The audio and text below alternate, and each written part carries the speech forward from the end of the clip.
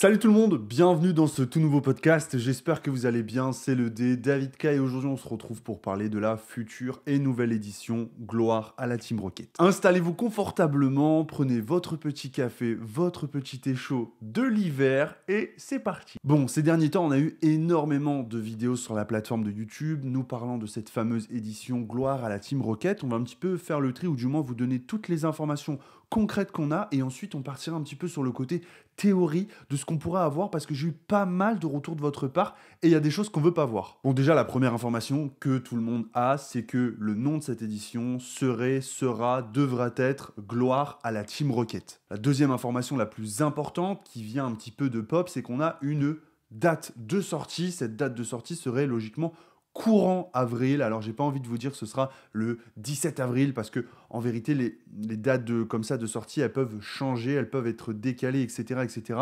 Logiquement, ça devrait arriver un mois avant au Japon. Donc, logiquement, mars 2025, on aura cette fameuse édition Gloire à la Team Rocket. Et arrivée en avril, elle sortira chez nous, comme toujours, avec quelques semaines, voire un mois de décalage. Bon, maintenant, on va parler un petit peu des infos un petit peu croustillantes. Cette édition, logiquement, devrait être 8.5. Voilà, alors certains diront 9.5. Moi, de ce que j'ai lu, c'est 8.5. Après, est-ce que 8.5, 9.5, on s'en fout. Ce qui compte finalement, c'est que ce soit une édition intermédiaire. On est sur une édition comme Fable Nébuleuse, par exemple, Destinée occulte, etc., etc. Vous avez compris le principe. Donc, si c'est une édition 8.5, qu'est-ce que ça dit, ou 9.5, ou du moins en tout cas 0.5 ? Eh bien, ça dit qu'on n'aura pas déjà de display Team Rocket, et ça, je vous avoue que je suis un petit peu déçu. Bon, pour autant, on pourrait avoir des bundles de Rocket, et ça, ce serait complètement dingue. On devrait avoir logiquement booster, tripack, des tripacks en espèce de coffret. Là, logiquement, j'espère qu'on serait peut-être pas sur des coffrets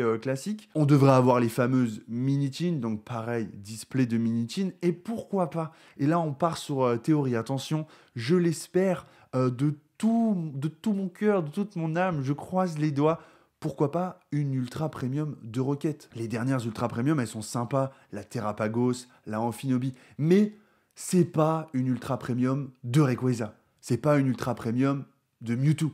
C'est pas une ultra premium comme on a pu connaître. Donc oui, c'est cool, notamment la Amphinobi, je la trouve très belle, à voir en vrai le coffret à quoi il ressemblera. Ce sont des beaux coffrets, mais pour autant ce ne sont pas des coffrets très excitants. Et on va clairement pas se mentir, si demain ils nous font un coffret Team Rocket avec style 17 booster Team Rocket, un tapis Team Rocket, tous les goodies Team Rocket, ok, là ce serait clairement stratosphérique et je pense que ce serait vraiment peut-être même le produit de l'année limite, hein. Donc ça reste à voir. Honnêtement, je suis très curieux. Je pense qu'il pourrait nous surprendre avec d'autres coffrets. C'est tout l'intérêt de ces fameuses éditions. On pourrait notamment avoir, vous savez, on a eu les coffrets avec j'allais dire le Silveron, mais pas du tout. Oh, j'en ai perdu le nom du Pokémon. Les coffrets premium, là, qui étaient super sympas avec les super promos de Fable Nébuleuse. Ah, mince! Obligé de remettre le nez dans mes classeurs, le fameux classeur de Manon. Ah, le 8 pour roi, les gars, le 8 pour roi. Elle était trop belle, cette promo. Classeur disponible chez Tyrannobox. Vous avez 5% avec le code DavidK, comme toujours. Donc oui, il pourrait nous surprendre avec des très beaux coffrets. Le coffret, déjà, faut qu'il soit beau, faut qu'il soit hype. Et il faut que la promo, elle soit top. On pourrait avoir des super promos de la Team Rocket, ce serait super cool. Même des dresseurs, on pourrait avoir un retour de Giovanni, etc. Enfin, clairement, Persian, il y a vraiment des trucs à faire sur cette édition Gloire à la Team Rocket. Avant de partir sur la théorie des cartes, je vais vous dire ce qui pourrait, moi, me faire peur. Ce qui pourrait me faire peur, c'est qu'on ne soit pas sur une édition avec ce côté un petit peu vintage. Alors, pas vintage dans les illustrations, mais vintage dans les Pokémon choisis. J'espère clairement qu'on aura un retour de Jesse et James. Je vais pas vous mentir. Moi, si c'est pour qu'on me fasse une espèce de Team Rocket 2.0, ça me va pas du tout. Donc, je veux même pas en parler avec vous parce que, on va se porter l'œil. Donc, du coup, on serait plus pour moi sur une édition comme Pokémon 151. Tu vois, on revient clairement sur la nostalgie, comme toujours. C'est ce qui marche, c'est ce qui fait vendre. On connaît bien, on aime beaucoup.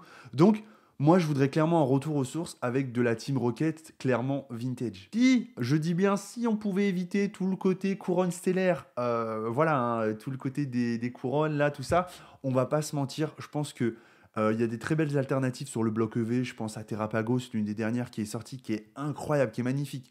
Mais bon, encore une fois, allez, on va parler d'étincelles déferlantes, le Pikachu.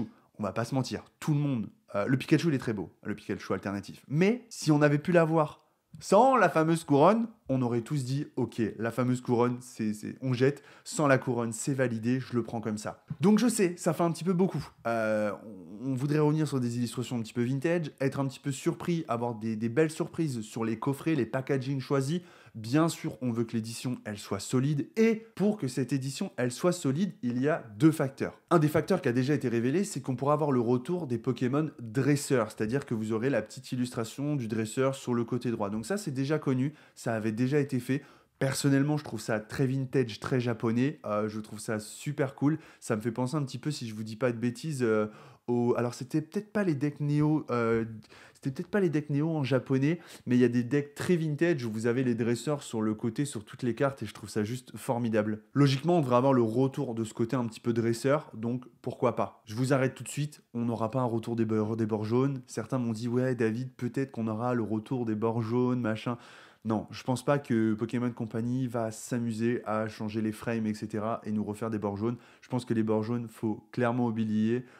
J'aurais, sur cette édition, en tout cas, beaucoup aimé avoir un retour des bords jaunes. Ça aurait fait très vintage, mais je pense que ce ne sera pas le cas. Et enfin, et ça c'est vraiment purement spéculatif et de la théorie, ce serait le souhait, je pense, de 99% des fans, avoir le retour des Pokémon obscurs. Comme vous avez pu le voir dans ma dernière histoire Pokémon, où il y a un long paragraphe sur l'histoire de la Team Rocket, il y a un long paragraphe sur l'impact de la Team Rocket dans le TCG. Et donc, je pense que vous devriez aller voir cette vidéo et les mécaniques qui ont été apportées avec les Pokémon Rocket, obscurs, pardon, et aussi le choix des illustrations. Les Pokémon ils sont beaucoup plus sombres, c'est beaucoup plus terne, c'est beaucoup plus noir, et ça s'adresse peut-être à un public, on va dire, plus averti, plus aguerri, plus mûr, plus vieux, qui ont la trentaine comme moi. Donc voilà, tout ça, ça fait beaucoup d'informations sur cette édition Team Rocket. Je pense qu'on a fait le tour, j'avais pris quelques notes, comme toujours pour mes podcasts. Honnêtement, je suis enjaillé, mais j'ai peur d'être déçu. J'ai peur de trop m'enjailler et de me dire, ah, quand l'édition va sortir, ah non. J'espère vraiment, tu vois, qu'il y aura un côté packaging qui sera très fort, que les displays de bundles seront de kit AP ou de bundles seront magnifiques, que les tripacks seront beaux, que les coffrets premium seront beaux, que les illustrations choisies seront beaux, qu'on va faire un retour de Pokémon intéressant.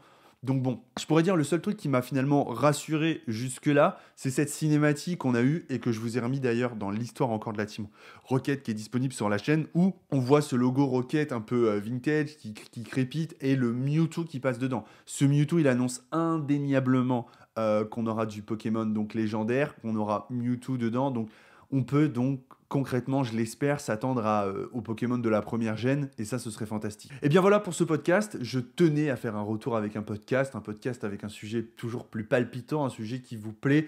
J'espère que vous avez apprécié cette petite vidéo informative, hein, finalement, plus qu'un podcast. Je vous dis à très bientôt, n'oubliez pas de commenter, n'oubliez pas de vous abonner pour ne rien louper à l'actualité de la chaîne. C'était le D, David K, peace.